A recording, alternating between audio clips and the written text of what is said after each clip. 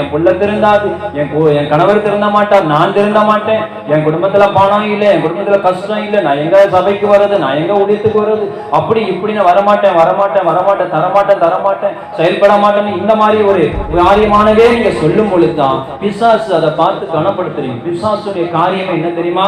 நீங்க எழும்ப கூடாது, நீங்க கடவுளுக்கு கொடுக்க கூடாது, நீங்க விசுவாசமான வாழ்க்கையை வாழக்கூடாது, நம்பிக்கையான வாழ்க்கையை வாழக்கூடாது. தேவனுக்கு பிரியமில்லாத ஒரே ஒரு காரியம் என்ன தெரியுமா? அவிசுவாசம். தேவனுக்கு பிரியமில்லாத ஒரு காரியம் எது தெரியுமா?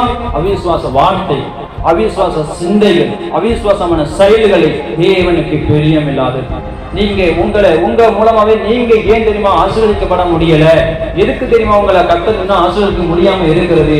பிசாசுடைய சத்தத்துக்கே நீங்க செவி கொடுக்கிறீங்க, பிசாசுடைய வார்த்தைக்கே நீங்க செவி கொடுக்கிறீங்க, பிசாசுடைய காரியங்களுக்கே நீங்க கீழ்ப்படுகிறதுனாலதான் தேவன் உங்களை ஆசீர்வதிக்கப்பட முடியல. நீங்க தேவனுடைய வார்த்தைக்கு நான் விசுவாசிக்கிறேன், நடந்தாலும் விசுவாசிப்பேன், நடக்கனாலும் விசுவாசிப்பேன், கொடுத்தாலும் விசுவாசிப்பேன், கொடுக்கானாலும் நான் விசுவாசிப்பேன். ஆமென், அல்லேலூயா. அந்த வைராக்கிய வாழ்க்கைக்குள்ள வரணும். யோபு வாழ்க்கையில வியாதியின் ஒரு பக்கம், பிள்ளைகள் இறந்து போன ஒரு பக்கம், நண்பர்களால் தூசிக்கப்பட்ட ஒரு பக்கம், மனைவியினால புறக்கணிக்கப்பட்ட ஒரு பக்கம். ஆனாலும் அந்த சூழ்நிலையிலையும், அந்த காலகட்டத்திலையும், அந்த நேரத்திலையும், அந்த வேலையிலையும் யோபு தன்னுடைய விசுவாசத்தையும் தன்னுடைய ரட்சிப்பையும் இழந்து பார்க்கல. நீங்கள் நானும் நம்மளுக்கு ஒரு தலைவலி வந்துட்டு நாளைக்கு சர்ச்சுக்கு போயிருக்கோம், மறுநாள் போயிருக்குவோம். ஒரு தலைவலிக்கு, ஒரு கால் வலிக்கு, ஒரு இடுப்பு வலிக்கு நாளைக்கு போயிருக்குவோம், மறுநாள் போயிருக்கும் நம்ம ஒதுக்குறோம். யோபோவோட ஒரு போராட்டம் வந்திருந்தா, இயேசு ஒரு மோசமான கடவுள், இயேசு ஒரு பொய் தெய்வம் அப்படின்னு சொல்லி புறக்கணிப்போம். இயேசுங்கிறவர் இல்ல, கடவுளே இல்லைப்போம், அப்படி போயிடுவோம்.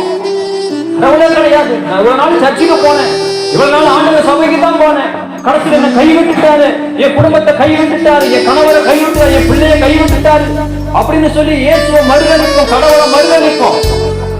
ஏன்னா கண்கள் திறக்கப்படலை இல்லையா? கண்கள் திறக்கப்பட்டிருந்தா நம்ம வாழ்க்கையில என்ன சம்பவித்தாலும் என்ன நடந்தாலும் கர்த்தரை ஒருபோதும் மறுதளிக்க மாட்டோம். பிடிச்சிருந்தா லைக் பண்ணுங்க, கமெண்ட் பண்ணுங்க, ஷேர் பண்ணுங்க, மறக்காம சேனலுக்கு சப்ஸ்கிரைப் பண்ணுங்க, பக்கத்துல உள்ள பெல் பட்டனை கிளிக் பண்ணுங்க.